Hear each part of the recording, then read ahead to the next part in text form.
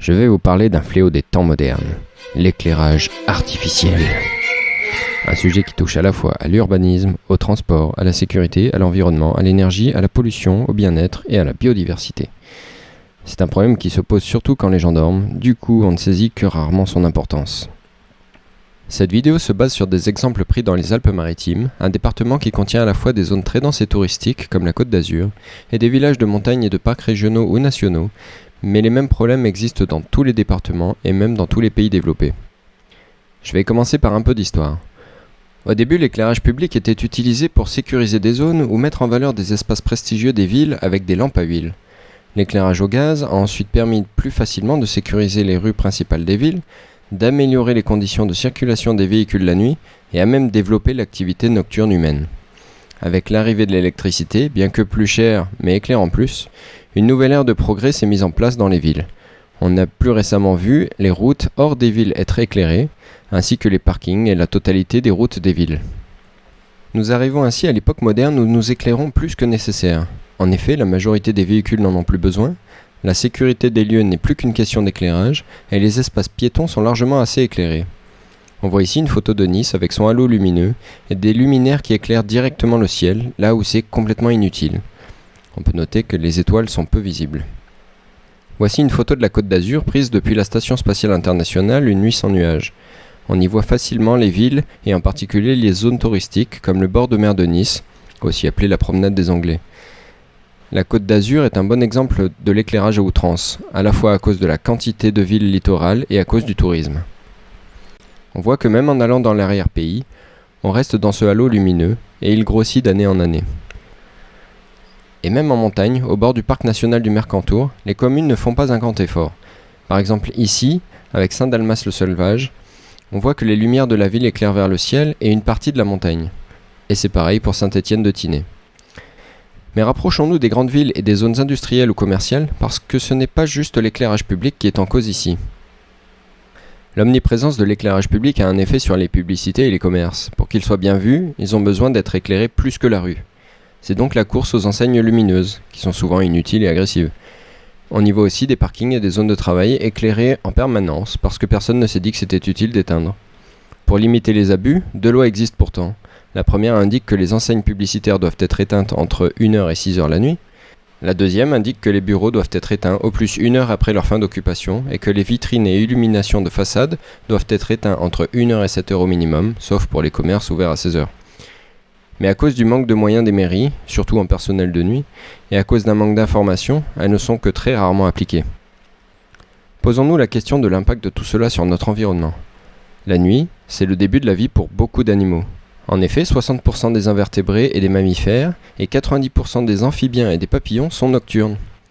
L'éclairage artificiel change les habitudes des animaux et modifie l'écosystème. Ils ne savent plus quand il fait jour ou nuit, ils ne savent plus se déplacer sur des grandes distances à cause de la pluralité de guides lumineux qui remplacent la lune, ils n'arrivent plus à chasser, à trouver de la nourriture ou même à se reproduire. Les populations animales sont partitionnées et c'est toute la chaîne alimentaire qui doit évoluer. Combien d'insectes tournent autour des lampadaires ? Énormément il y a quelques années, beaucoup moins maintenant. Avez-vous déjà vu des lucioles ? Il y en avait beaucoup plus il y a quelques décennies dans le département. La population de chauves-souris est aussi en forte décroissance, un animal qui est un prédateur naturel des moustiques. Il peut en manger plusieurs milliers par nuit. Mais tous ces animaux souffrent de l'éclairage artificiel. Sur la santé humaine, la présence de lumière la nuit modifie notre rythme circadien et peut rendre le sommeil difficile. Pour les femmes travaillant la nuit dans des endroits éclairés, on constate une augmentation de 30% du cancer du sein. Des expériences faites sur les souris avec des puissances lumineuses plus faibles que celles que l'on trouve dans les rues la nuit montrent une augmentation de maladies comme l'obésité ou la dépression. Mais les effets négatifs de l'éclairage artificiel ne sont pas limités à la biodiversité et à la santé. L'éclairage en abondance des routes incite les gens à rouler plus vite grâce à la bonne visibilité, ce qui génère aussi plus de bruit pour le voisinage. On se sent souvent plus en sécurité dans un endroit éclairé. On retrouve ainsi logiquement plus d'endroits éclairés que nécessaire, par exemple ici un parking public vide. Les statistiques des services de police des villes qui ont éteint l'éclairage public montrent que ce n'est pas justifié. La plupart des délits se passent le jour et il y a moins d'incivilités et de délits dans le noir. L'aspect financier laisse aussi perplexe, surtout quand on réalise que pour une grande partie de l'argent dépensé, c'est inutile et payé par nos impôts. En effet, les lampadaires coûtent déjà très cher à l'achat, mais il faut en plus prévoir un réseau électrique permettant de les alimenter et maintenir tout cet équipement pendant des décennies. Après, c'est la consommation électrique qui pose problème. En France, on a besoin de 2/3 d'une centrale nucléaire pour alimenter les publicités lumineuses et l'éclairage public. L'impact sur l'environnement n'est donc pas que lumineux, et la pollution engendrée en particulier dans des pays utilisant des énergies fossiles ou du nucléaire pour produire de l'électricité est énorme. La production des lampadaires et des ampoules, même les plus récentes comme les LED qui utilisent une grande quantité de ressources rares, pose la question de la dépendance en matériaux étrangers et engendre aussi une importante pollution. Et enfin, à une période où on demande à chacun de réduire son empreinte environnementale, quand on voit un gaspillage pareil en sortant de chez soi, on se demande si c'est bien nécessaire d'agir à son échelle. Voyons maintenant de quelle façon cette pollution lumineuse est mise en œuvre avec un échantillon de ce que l'on trouve dans le département, ici entre Pégoma et Montsartou.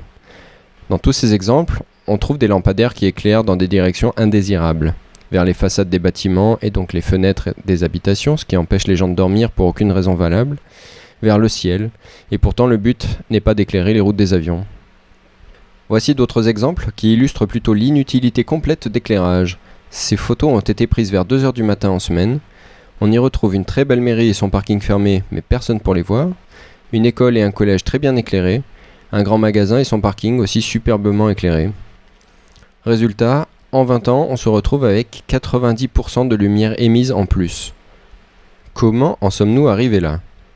Il y a plusieurs raisons. La première est que pendant longtemps, il n'y avait pas de réglementation sur les directions des éclairages, et que ces points lumineux coûtent cher aux municipalités, donc il faut les garder le plus longtemps possible pour amortir le coût. Ensuite, sous prétexte qu'on veut en mettre plein la vue aux touristes, tout est permis. Aussi, les vendeurs et installateurs de lampadaires voient que pour une plus faible consommation électrique, on arrive maintenant à éclairer plus, alors pourquoi se gêner ? Et plus on en vend, plus on est riche, alors que détruire l'environnement, c'est gratuit, vu que personne ne connaît ou applique les lois.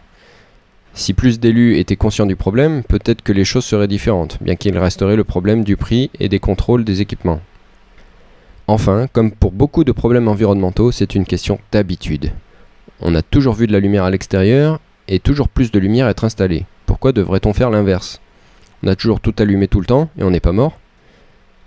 Plus que jamais, il est temps d'agir.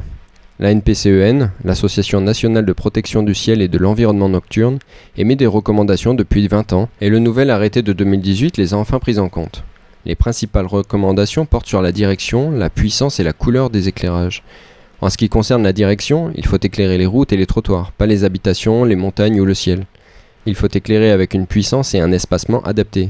Il faut éclairer d'une couleur plus orange que blanche, surtout avec les LED qui ont tendance à être très blanches si on ne fait pas attention. Et enfin, il faudrait éclairer où c'est utile et quand c'est utile, en essayant de respecter la vie sous toutes ses formes. L'extinction de l'éclairage public en milieu de nuit est une solution adoptée par 12 000 communes en France. Pour une grande ville ou une métropole, appliquer les recommandations pour un éclairage public raisonnable permet d'économiser des centaines de milliers d'euros par an, comme c'est le cas à Bordeaux.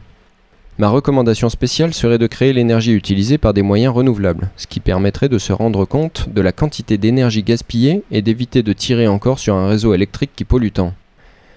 Pour récompenser les municipalités qui font ces efforts pour réduire leur impact sur l'environnement nocturne, la NPCEN a créé le concours des villes et villages étoilés. Plus les recommandations sont suivies, plus la ville ou le village peut obtenir d'étoiles dans le label. Dans le département des Alpes-Maritimes, nous avons déjà 11 villes et villages qui ont fait des efforts remarquables. La plus grande est Montsartou, avec 10 000 habitants, et Saint-Janet, qui fait partie de la métropole Nice-Côte d'Azur, montre qu'il y a de l'espoir pour cette région. Le concours a lieu tous les 2 ans, les années impaires. N'hésitez pas à en parler à votre maire. Dans tous les cas, c'est bénéfique. Les citoyens ne pensent pas avoir un effet sur les décisions, ou pensent qu'on ne peut rien y faire. C'est faux. Tout le monde peut agir pour aller vers une prise de conscience collective.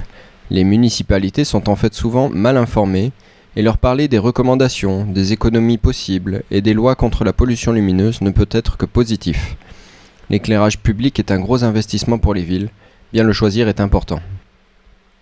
Merci d'avoir regardé la vidéo, vous trouverez en description plus d'informations sur le sujet. À bientôt pour de nouvelles aventures.